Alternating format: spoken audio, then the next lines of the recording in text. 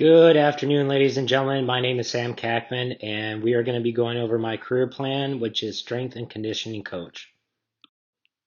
First, we have what is your ideal career. So as I stated before, strength and conditioning coach is what I'd like to strive for, but ideally what I'd like is to be a tactical strength and conditioning coach for military, law enforcement, fire and rescue, protective services, first responders, and other emergency services.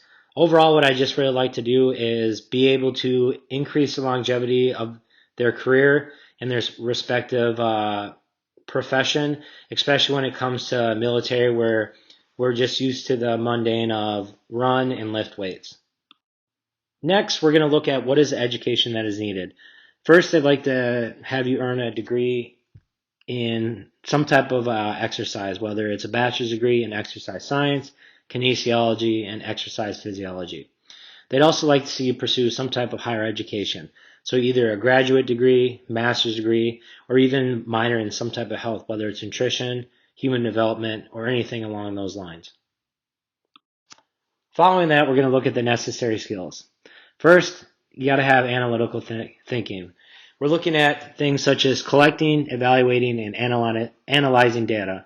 When we say that, we're saying, how are you going to be able to track your individuals or the clients that you're working with in order to see that they're making progress? So are you using some type of chart, or are you using some type of machine in order to collect like body weight or muscle density, or are you measuring certain sizes, so whether it's a bicep or leg or whatever else? Next, we're looking at the attention to detail, ensuring that tasks are properly completed. So form, technique, or just overall like making sure that your clients are starting from A and going to Z or 1 through 10, that they're not skipping any of the steps. Next, you got to have the ability to communicate. Got to be able to give a clear message both verbally and in writing. What we're saying here is when you're working with a client and you give them a workout program, is what you have set up understandable, meaning that they can look at the program whether you're with them or not and understand what they're looking for? Or when you're working with them, are you able to articulate what it is that you need them to do?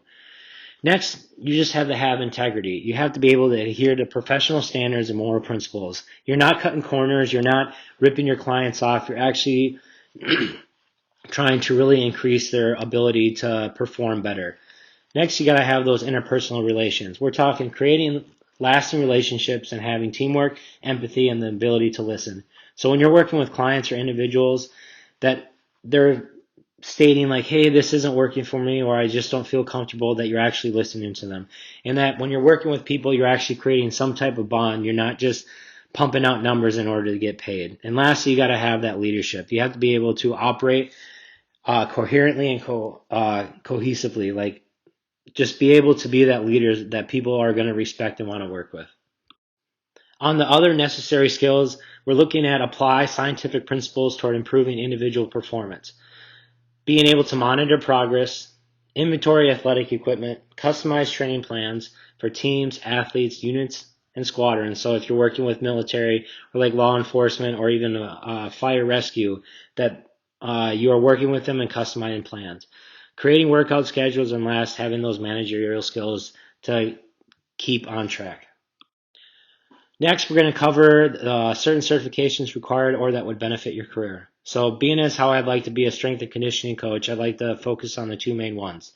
National Strength and Conditioning Association, which is the NSCA, which is the gold standard. And NSCA certifications are for dedicated, knowledge-hungry, and hardworking strength and conditioning professionals. When you have an NSCA credential on your resume, you elevate yourself. You become the standard that employees seek when hiring strength and conditioning positions. And if I want to be a tactical strength and conditioning coach, I would need the tactical strength and conditioning program cert. With that, you have to be able to design to help tactical facilitators increase the performance, readiness, and longevity of tactical professionals while decreasing the likelihood of fitness-related injuries. And then the other ones I have listed below are just ones that would help benefit you. So we're looking at your International Sports Science Association, your ISA, your National Academy of Sports Medicine, your NASM, which I will go over a little bit more, and your American Council on Exercise, your ACE. Lastly, what are the steps that you're going to be taking to achieve the job that you want? Currently, I have 6 internship credits away from graduating with a bachelor's degree in exercise science and kinesiology. After this class, those are the only internships credits I need to complete in order to graduate. Lastly, I have enrolled as a NASM course and will have 6 months in order to take the exam. And while in the Marine Corps, I will be attending the Fitness Force Instructor course where I will get a new military occupational specialty and I'll be certified as a TSAC. Well, that brings me to the conclusion of my career plan presentation. I hope you enjoyed it, and I am looking forward to your comments. Thank you.